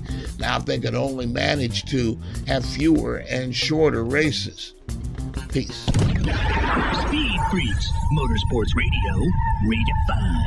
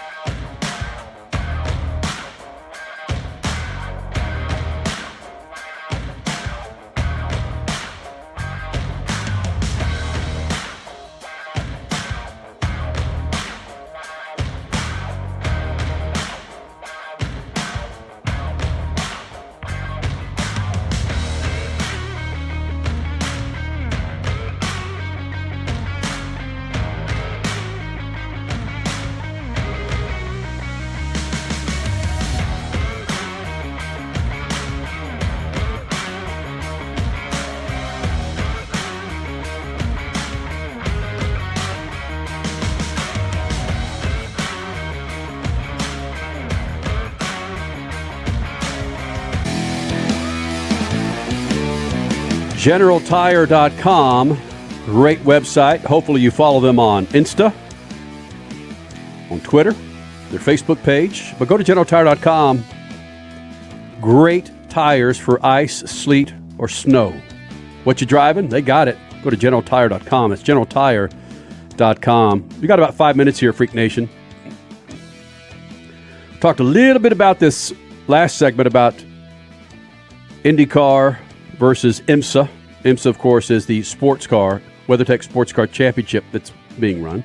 A lot of people say, what the hell is IMSA? Is that the new shot for Omicron 6? Nope. Nope. You funny. Again, it's like we get so caught up in ourselves, like we expect people to know IMSA. Okay, I get it. I mean, think about it, though. People watching us on YouTube or Twitch or wherever the heck we are, they at least are motorheads. I'm just saying. They're motorheads. They know what we're talking about. But yes, we are on sports channels, regular stick and ball sports channels all around the country. So yeah, even IndyCar is a foreign term to them. NASCAR, we still have to educate some people on. So yeah, IMSA is absolutely out of their knowledge base. So with the IMSA WeatherTech Sports Car Championship, there are a number of IndyCar drivers that will be running in Sebring, which is the second race of the IMSA series. It's a 12-hour race, Freak Nation. Again, it's a 12-hour race that starts in the evening of a Friday and ends in the evening of a Saturday. No. Starts in the morning and ends in the evening. Hey, I just went 24 hours. Come on, man. What's going on here? Kenny, wow. Like I said, Once man. around the clock, not twice around the clock. Stabman's got more talent in his thumbnail. Okay, so there we go. 12-hour race. But there's a problem, Crasher. Care to elaborate? IndyCar has moved their Texas weekend to that exact same weekend. Again, there's politics behind it and separating the NASCAR weekends from the IndyCar weekends at each individual track, whatever. But that aside, you can't tell me that IndyCar and Texas Motor Speedway couldn't come to an agreement on a different weekend instead of conflicting with the 12 Hours of Sebring, which has been on that exact same weekend in the middle of March for decades now. Come on, people. Anyway, what apparently just this week, what happened was the Ganassi team has pulled all of his drivers from Sebring in order for them to focus exclusively on the high banks of Texas Motor Speedway on this mid-March weekend. So now it affects Penske drivers and Michael Shank Racing. Clearly, the Penske drivers are going to focus on Texas. So now it's just down to Michael Shank Racing, and that's Simon Pagenaud and Elio Castroneves. I think it's just going to come down to Elio, and Michael Shank is just... He's being very nice about it, as I guess he should be, but read between the lines here when he said, either way, we'll be ready to do whatever's necessary. And he's talking about whether or not IndyCar changes their Texas schedule. Right now, it accommodates the Sebring weekend, but with the Ganassi drivers having pulled out, there's talk that IndyCar might make it a full weekend at TMS. Regardless, Michael Shank says, either way, we'll be ready to do whatever's necessary. And I truly hope this is a one-time thing with Sebring and IndyCar being on the same weekend. Well, you can't have it both ways. You can't say that the IndyCar season has too many weekends off, and then when they put a weekend in there, then you say, well, why'd you pick that weekend? So they've got to come to some order, but it's easier in the sports car world to get guys to drive in a sports car than it is to just drop somebody into an IndyCar, especially in Texas. So, I don't see this as a major problem. I think there's just a lot of chest thumping and people trying to flex their muscles a little bit. This shouldn't be that big a deal. Yeah, but at the same time, like you said, there's holes in IndyCar's schedule. At the same time, there's holes in the IMSA schedule. Sebring has such a history that nobody should be able to mess with that weekend. Why couldn't IndyCar go at Texas the weekend before, the weekend after? I guess then you play into NASCAR politics. It's just, these racing series, in my opinion, need to be able to work better together. Like when NHRA pulled their Topeka weekend on Memorial Day weekend a couple of years ago and said, we can't compete with the Indy 500 and the Coke 600. We just can't. That was great. It didn't make them a lesser series by any stretch. It allowed the motorsports audience to be able to watch historical events and appreciate them a little bit more. I don't know. It's just me talking. I wish that these series would be better at working together. Follow the money. That's what's going to happen. Follow the money. And if I was a betting man, it's going to favor IndyCar because of the money with IndyCar and NBC. I don't know. Follow. And, yeah, Crasher, again, with the tenure that we've spent covering motorsports, we've been on top of every roof in every freaking NASCAR city screaming about how there needs to be change. And Sebring, I get it. You can change Sebring, damn it. Look at the schedule. There's weekends all around it. It's always that middle weekend Who in March. cares? What do you mean, who cares? Move it to next week. Oh, decades of history. Well, yes. It's spring break. People plan their spring break to party at the zoo in Sebring. Okay, move the Indy 500 to July 4th. That's history too. No, why would you do that? Well, that's my point. Don't get married to this crap. The big weekends, That's I will only get paid married. our bills for the last 22 years. You keep the Daytona 500 in the middle of February. You keep the 12 hours of Sebring in the middle of March. You keep the Indy 500 on Memorial Day weekend. You keep the U.S. Nationals on Labor Day weekend. No, there are certain things you just don't change. I have learned that change is a very good thing. I've learned that the hard way, but some things, no, you don't change. Well, some things have to change if you want the network, if you want the money, if you want the sponsors to be on the network with the money. Some things have to change. We don't know what goes on behind closed doors. True. But some things have to change. Freak Nation, it's the greatest stock car owner that you may have never heard of. He's won more championships in a certain stock car series than Jack Roush, than Roger Penske, Rick Hendrick, Richard Childress, Bill McAnally, who's had a stable of drivers come through his camp, from Michael Waltrip to Haley Deegan to Todd and David Gilliland, Brendan Gaughan. He joins us next. Speed Freaks Pits and the Lucas Oil Studios. Speed Freaks, Motorsports Radio, redefined. Hey, Freak Nation, whether you're looking for a tire that balances high-performance responsiveness and traction in wet and light snow conditions, excellent handling and traction in off-road situations, or a summer performance tire designed with the driving enthusiast in mind, General Tire has you covered. From the G-Max RS to the Grabber ATX, no matter what you drive, General Tire will get you where you're going. Learn more at GeneralTire.com. General Tire, supporting the Freak Nation for 2 decades. How about this, Freak Nation? No matter how big your car or truck is, nothing in your engine takes more abuse than its oil. But with Lucas Heavy Duty Oil Stabilizer, your engine oil will last longer to do the job it was designed to do. Protect your engine and offer peak performance. Lucas Oil Heavy Duty Stabilizer, it eliminates dry starts, lowers engine temperatures, and prolongs the life of your oil up to 50%. Hey man, don't let your engine be caught dead without the protection and performance of Lucas Heavy Duty Oil Stabilizer. That's right, keep that engine alive with Lucas Oil. Adopt US Kids presents What to Expect When You're Expecting a Teenager. Learning the lingo. GOAT, G-O-A-T, acronym, stands for Greatest of All Time. As in, spaghetti sandwiches for dinner? They're my fave. Dad, you're the GOAT. You don't have to speak teen to be a perfect parent. Thousands of teens in foster care will love you just the same. Visit adoptuskids.org. Brought to you by the U.S. Department of Health and Human Services, Adopt U.S. Kids, and the Ad Council. Transmissions are one of the most complicated and expensive components in your car or truck. Don't let leaks and low fluid make a bad situation even worse. Use Lucas Transmission Fix in your older car's transmission to stop slipping, hesitation, and rough shifting. Lucas Transmission Fix was specially formulated to make your automatic transmission perform like new, and it actually eliminates most leaks. It also works on light-duty manual transmissions to increase shifting ease and transmission life. Shift your problem to Lucas Transmission Fix. Lucas Oil. It works. Your soap is ugh, and your body wash is a synthetic detergent. But you're not a dish. You're a man. Switch to Dr. Squatch Natural Soap for Men. For men who build things. Open pickle jars on the first try. Slay dragons. And let their daughters braid their hair. Men who like to feel good and smell titillating. Dr. Squatch takes you places you never thought you'd go. Naked.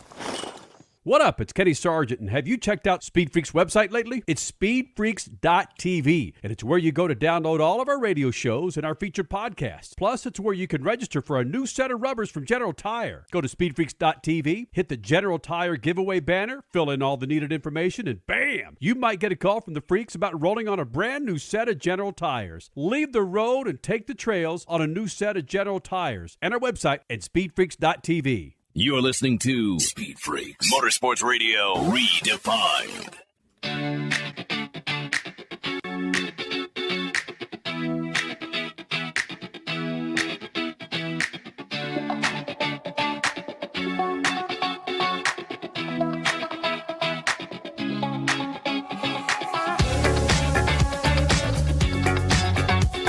Freak Nation, give me about 17 minutes of your time, please.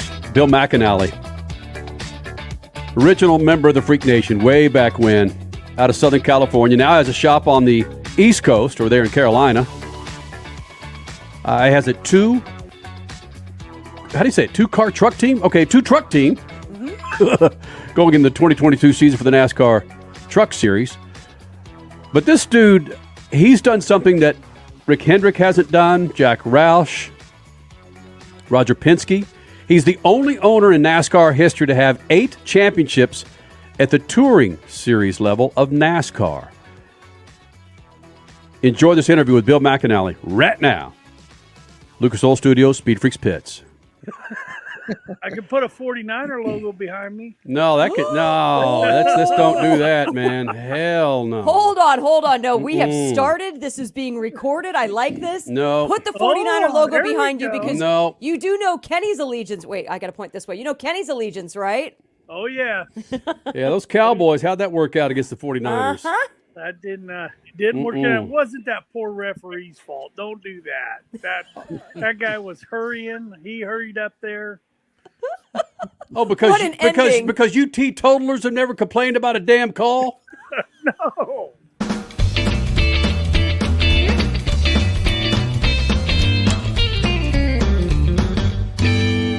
I made it to Green Bay last weekend. It was a blast. Man.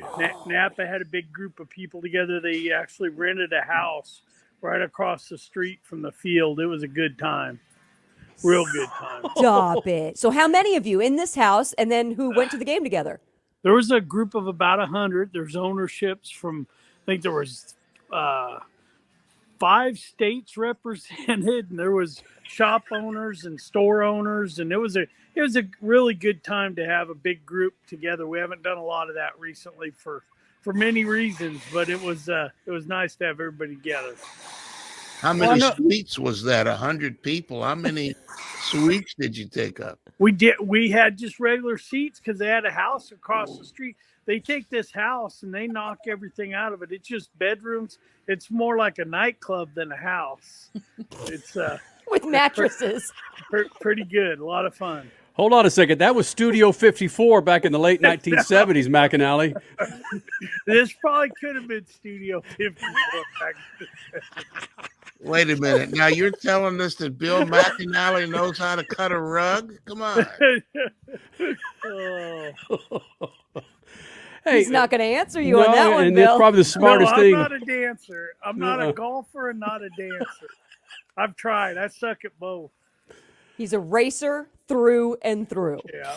Well, I think it's a good thing that you're not a dancer and you're not a golfer, because the number of drivers, crew members, sponsors that have come through the McAnally camp are phenomenal, and that's one reason why we wanted to talk to you today. Bill McAnally here in the Freak Nation, and we go way back before we even started Speed Freaks. We're in 21 years into Speed Freaks, and watching this guy named McAnally with this Napa sponsorship coming across Irwindale Speedway and Southern California.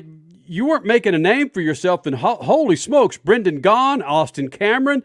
Bill McAnally was making a name for himself in these little stock car races. Hey, don't forget Woodside. He's one of your Southern California boys. Yes. Sean Woodside. Championship back in '99. So, man. Yep, good stuff. But Napa Auto Parts, 32 years, Kenny. We've been with Napa Auto Parts this year. So they're sponsoring our trucks and our cars, and I'll tell you what, a great group of people. You couldn't ask for better people than the Napa people that make that brand. And to take them racing, it's such a good tie for their business, and bringing their repair shops out to the races and their municipality customers. It's good. It's a great relationship, and we couldn't have a better partner than Napa Auto Parts. That's a fact. So hold on a second. You're going back 32 years with Napa. We're going towards Petty and STP lengths there. I mean, that's amazing. Did you bring Napa to motorsports before anybody else? No, there was a guy in the Northeast that did. Stub Fadden. He raced a Napa car, number 16, Napa Auto Parts car. And Stub started it back in the Busch North Series. He was one of the first. There was some one-off deals before that. They sponsored some cars at a race or two, doing one-off things. They always sponsored the Atlanta 500, so they were big into their event sponsorship. But 32 years, you're right. We looked when we got to 25 years. Kevin Green at NASCAR did some research, and Kenny Bernstein with his Budweiser sponsorship went 30 years. So at 32 years, we're about passed them all up as a primary partnership with Napa. Yeah, I think the only one left is Petty and STP. We've got that too, because he's still got the relationship with STP, but they haven't had the primary sponsorship every year full time. So we're real proud of the partnership we've had with Napa. Like I said, it's a great company, great tie to motorsports and to racing. They've grown it. I mean, now they're in IndyCars and NHRA and Cup and with us in the trucks and the ARCA series, and we couldn't ask for a better partner. You've had some good guys in the past 2 or 3 years. Who's the big guy that we should watch for? Because your guys always end up going on and becoming stars. Hey, Austin, come here. He happens to be here. Herzog. And he's changed. They're mounting some seats. They're putting some seats together in his car. But here, I'll let you see him. This is Austin Herzog. He's going to be getting it done for us this year, without a doubt. Nice. That's a good-looking guy. Austin, you're going to have the women chasing you around the track along with all the cars? We don't want that. He wants a bunch of race cars chasing him around. Yeah, he just wants victory lane. Hey, Austin, you know the history of that dude standing to your right there. You got a lot of weight on your shoulders to carry that freaking Napa car to victory lane in the championship. You know that, right? Yeah, I know that. Thank God I got a good crew behind me and helped me out with all this. Man, he's already got the lines down, McAnally. You're already feeding him the lines, buddy. He's making my job easy. No, I'll tell you, we're excited about having Austin in the car this year. He's done a great job building his foundation. His dad's very supportive. His family is. They've helped him through the late model career. They've got some great support behind them and are coming into this. And I think Austin's got a bright future this year. We're going to win some races and get us a championship. Where do you expect first, Austin? We hear you're going to be in Irwindale in a couple of weeks. Where are you most excited to get back on track? I'm super excited about Phoenix. I've been looking forward to that race for quite some time. It's a big track. I've never been on such a big track, so I'm super excited to get out there. Phoenix, you think is a big track? Big to me, yeah. For them, yes. Yeah. Wow. That's a big track. You drive into the corner at Phoenix, you know it's a big track. There ain't nothing natural about driving in the corner at Phoenix. Especially when you see a rattlesnake or a scorpion.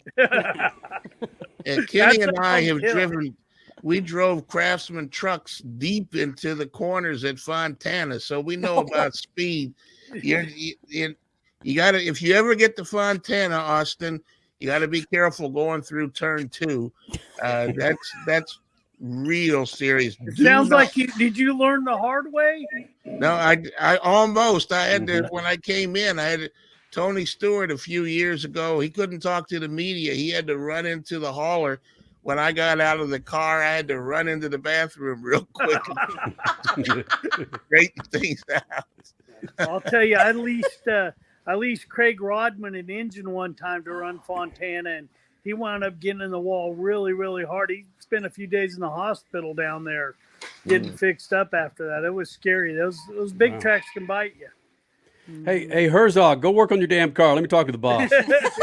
He's got it. Nice to meet you. Hey, McAnally, it's no secret that really everything you touch comes to a championship. What's been the secret sauce for Bill McAnally and McAnally Racing? I tell you, the secret sauce is the people. You got to have good people around you, from the driver to the support system with the sponsors to the crew chief, the guys putting the cars together in the shop. Everybody's got to care. You got to find people that care, which is unfortunately getting harder to do in today's world. But you got to find people that care and people that want to put in the effort to be the best at what they're doing. And you find those two ingredients in people, you'll win championships and races without a doubt. How have you been able to put your finger on talent? Granted, I know you got to have the people, but you've got an array of talent, of successful talent that have gone on to win championships. How do you find those men and women? Well, we're always looking, and they're always there. They're young and upcoming. The parents start with them in the go-karts and the quarter midgets. And when they get to this level, that nobody's got the backing and support to have a road course car, a speedway car, a short track car, a tractor trailer, and the people. So we have a lot of people actually that reach out to us and make our job easy to find the talent. We test them.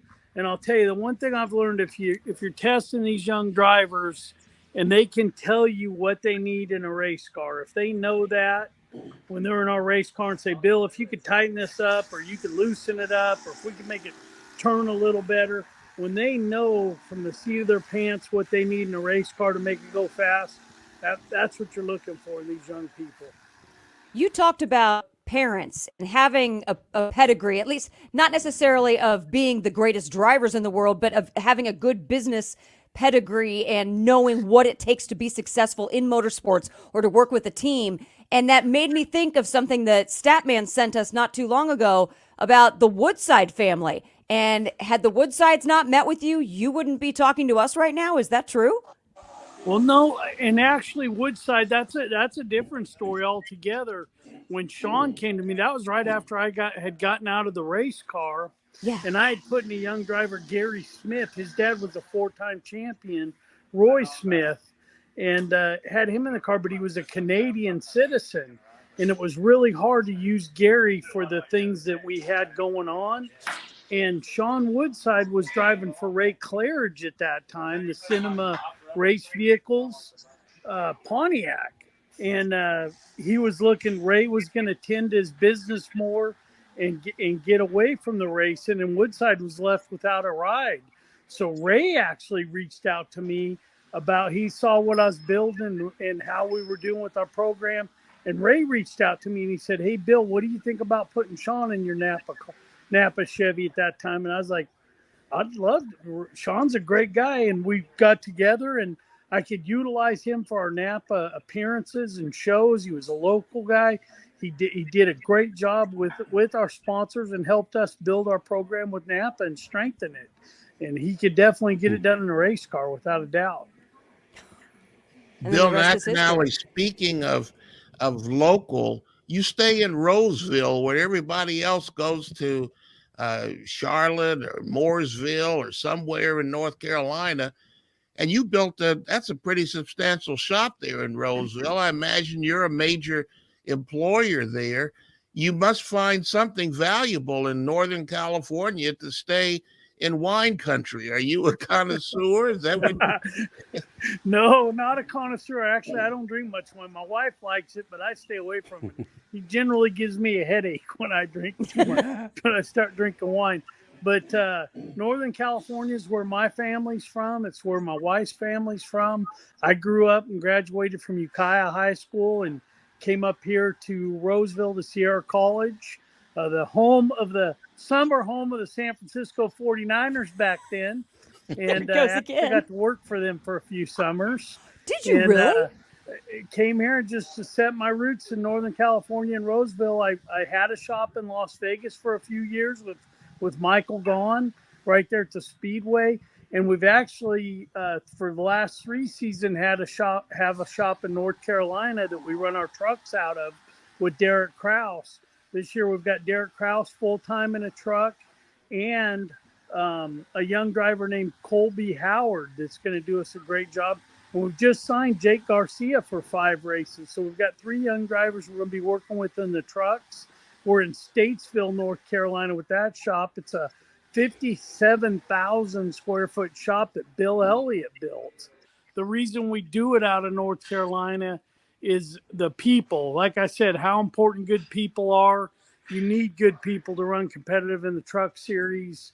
And being in North Carolina, to get the equipment and the people, you've got to be there. So we're running our truck program out of there, and we couldn't be more excited about this year. So when is BMR going to be in the Cup Series? Are we going to see you in a Cup car soon? I don't know about that. That's a tall order to be Cup racing. The trucks are fine, and we have a lot of fun with it. The budget creeps up by about 18 million to go Cup racing. No. So we'll probably we'll ease into that. Yeah. Well, let me tell you something. We had Brendan Gaughan on with us when we got the news that he was nominated to go into the West Coast Stock Car Hall of Fame. And we brought up a whole topic about trucks and about how much fun that series is. And he said, Brendan brought this up himself. He said, you know what you don't see anymore is people going back to the truck series for a one-off or a two-off just for some fun. And then he also mentioned in the interview that he's got some plans in the works. Might he go back with you for one of these truck races this year? Is that some of the plans he wouldn't tell us about? Well, I tell you what, that's something that I would enjoy doing. We were able to take him to the ARCA Dirt race in Las Vegas. We had a lot of fun. We put our old truck team back together that we had won Texas Motor Speedway with, and took Brendan to the dirt track at Las Vegas. We had a lot of fun. I'd love to have Brendan Gaughan in a truck if we could do that. That'd be a lot of fun. Well, it's a 2-car truck team for the 2020 season NASCAR Truck Series. Bill McAnally is, of course, part of that.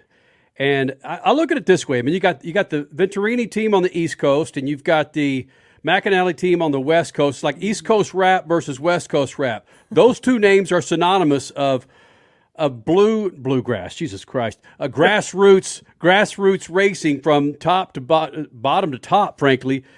Do you feel at times you're competing with that Venturini last name because they're doing the same damn thing that you've been doing? There's always been something. I mean, Bob Mercati right here on the West Coast makes it a lot of competition, but there's always teams. Venturini, I mean, that's a staple name in ARCA racing. They've been at it for a long time. They do a great job with it. And we're all about the same thing, developing young talent and helping give a path to move up into NASCAR racing. And that's what Venturini does, and that's what we do here at BMR. We're just trying to create a ladder for these young drivers to climb up and live their dream. Nothing's more fun to see a Cole Custer out there that we helped get there, or a Chase Briscoe, or Todd Gilliland, Haley Deegan, Riley Herbst.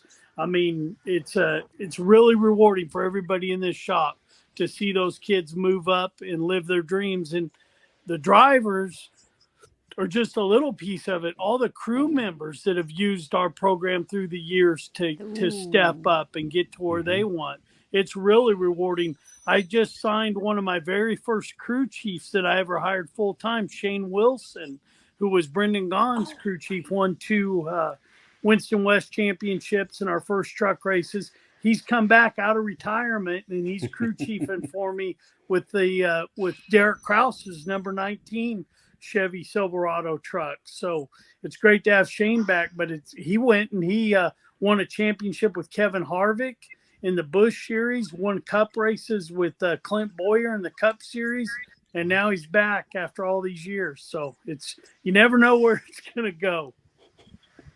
It all started at BMR. Are you still flying commercial, or you got your own jet now, Bill? I wished I could justify a jet, because our shop in Statesville has an airport right next to it, but I can't justify that yet. When I can, though, I'll give you a flight back to see the shop, Kenny. That'd be awesome. All right, you guys. I appreciate the All right, time buddy. of being on the show. Thank you for everything you do. Thank you, Bill. See you, buddy. All right, bye-bye. What to tell you, Freak Nation? Bill McAnally here in the Freak Nation doing something that Roger Penske, Mr. Hendrick, Jack Roush has never done. One of the OGs here in the Freak Nation. All right, man. We'll have a best of running next weekend during the Super Bowl. So until then, Freak Nation, shoot the juice to the moose and Statman. Cut it loose. See ya.